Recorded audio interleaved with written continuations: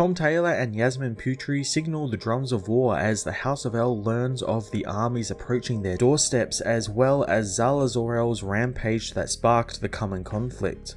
Tom Taylor does a lot of setup this issue as we get to the halfway mark of the story, doing some final plot setups for what I assume will be 6 issues of all-out war. I quite liked that this issue had a strange calm before the storm feel to it. It all felt very quiet and low-key, like a breath before an exhale. Constantine gets a big push this issue, and his storyline is quite fantastic, and it's a really interesting take on the guilt the character usually has for what he's done in his life and his past life, whereas this time what he did wasn't really all that bad, and it was done out of love, but it was misguided and he made an understandable mistake. So watching John desperately try and fix this and help try and bring Jefferson and his son back to life was so compelling. Prince Cal's role this issue was interesting as well, being that last issue we saw him try and murder Bruce, and he thinks he got away with it as well. He thinks that Batman is dead. So it was interesting to see him return to a bit more of an actual Superman role here and try and avert war before it happens. It's a great use of the whole Game of Thrones deception and characters doing things to ensure their own safety and power, and I really like that it's with someone like Superman. That's quite interesting. Lois Lane also gets a bit more page time this issue, setting up her to begin an investigation into who is really pulling the strings, which is really quite fun. Although I wish we got more hints at who is pulling the strings, since if it's the Green Man, we've kind of only seen him once and we haven't seen his side of the story yet, which I'd really like to see all these events take place from his point of view, which would be a lot of fun. But up until now we have had barely anything.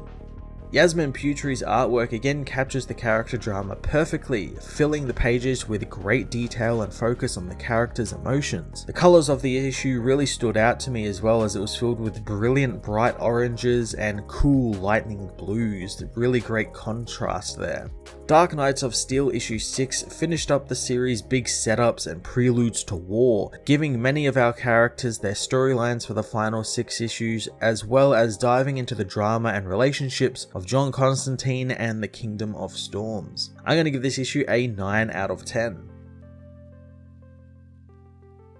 Dark Knights of Steel issue 6 finds Tim Drake try and get the drunken Constantine to wake up, warning him the coronation is about to begin and he needs to be there. John isn't interested in watching the crown being put on someone else's head, but Tim knows that Jefferson's death wasn't his fault, but the man throws a bottle at the boy. Tim says that John loved Jefferson, and John knows he did since he was his king, but Tim knows it was more than that and he loved the man, not the king. John tells him to stop pretending that he cares for him, since he knows what he's known for a long while now, and that Timothy is one of the Batman's Robins. John tells him not to deny it, and he was only placed in his service since he wants Batman to be misinformed. Tim guessed that that was the reason, wondering why John let him know a magical assassin was coming for the elves, since he wanted Tim to warn them, and maybe he didn't believe in his own prophecy. John believed in it, but he didn't want to be part of it all. Tim knows that he won't mention John's feelings for Jefferson to Batman, knowing that he is a good man, but John doesn't think he is. John blows Tim through the door with a fireball as Princess Jennifer arrives, demanding to know what Constantine is doing,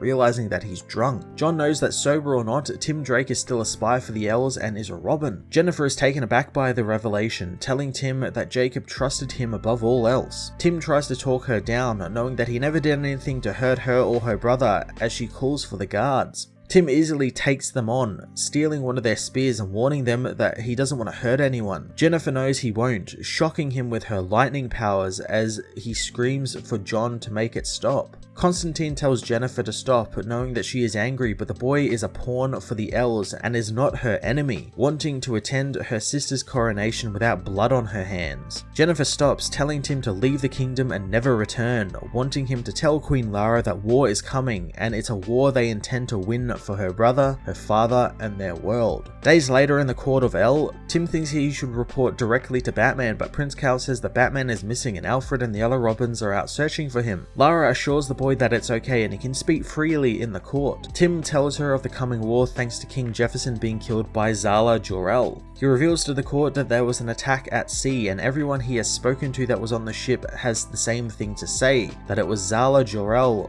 who killed Jefferson, and even bribed, gained trusts, and threatened, but the story never changed between the sailors. He knows the Pierces aren't bad people, but General Waller demands he not defend them in their court, but Tim knows that they are just acting in defense of their family and people and land. Cal knows that they made up a lie about his sister, but Harley questions if it really is a lie. Lara tells her to be cautious in what she says, as Harley knows that there was a lie witnessed by a ship full of people. Zala knows that she didn't do this, as Diana knows no matter the justification, a war won't be just with the Kingdom of Storms, but with Amazonia as well, since they have stood together forever. Cal thinks that their reasoning for staying together is ridiculous, as Lara calms the court, wanting to consider this all. Harley takes Tim away, assuring him that that wasn't so bad, but Tim knows that he was just party to 3 kingdoms going to war. The Queen tells Waller to leave so she can consider this in peace, but Waller knows that Diana was right and Amazonia will follow their queen into battle against them. She whispers to the Queen she believes the love between Zala and Diana can be broken, and if Hippolyta dies, Diana becomes the Queen of Amazonia. Later on, Cal asks if James Olsen has heard anything from the Robins or Alfred, but he hasn't. Cal hopes that they find them before he returns, telling James he's going to go and try and stop all of this. Constantine meanwhile summons forth Etrigan, but knows that he doesn't need the demon's help, instead wanting to see his head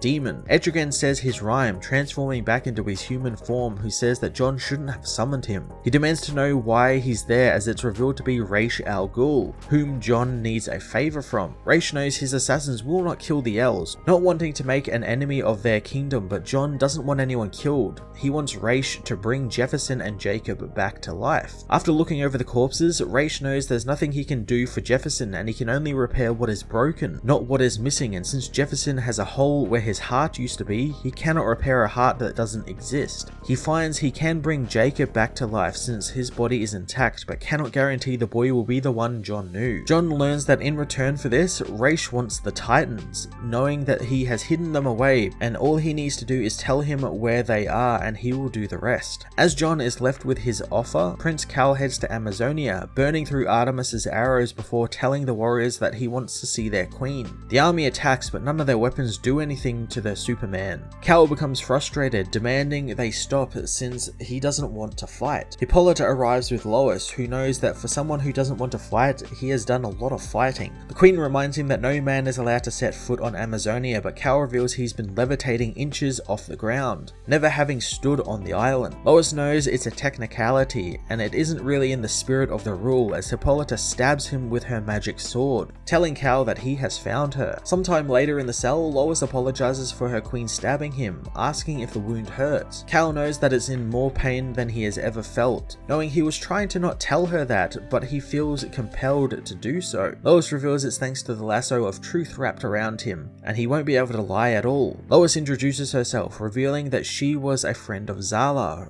or so she thought, and she has defended their family for a long while against Constantine's prophecy because she values truth over conspiracies and suspicions. She knows that Zala murdering a child and king made that hard to defend though, but Cal knows while he is tied up and compelled to tell the truth, he can still incinerate anyone by looking at them and he can escape. He knows his point is that he could do all of that, but he isn't, since he came to talk instead, and no one in his family wants to use their powers for violence, and Zala would never kill a child. Lois tells him she is a bit suspicious of the sudden escalation of everything around them, with all the paths leading to war, knowing that she is missing something like some invisible strings controlling the situation, and she doesn't know who is holding them, and they are running out of time to find the culprit. Cal knows that they have to tell Hippolyta to wait to join the war, and there is time, but Lois knows there isn't, since the Amazon army is already sailing to the lands of El, and war is about to begin.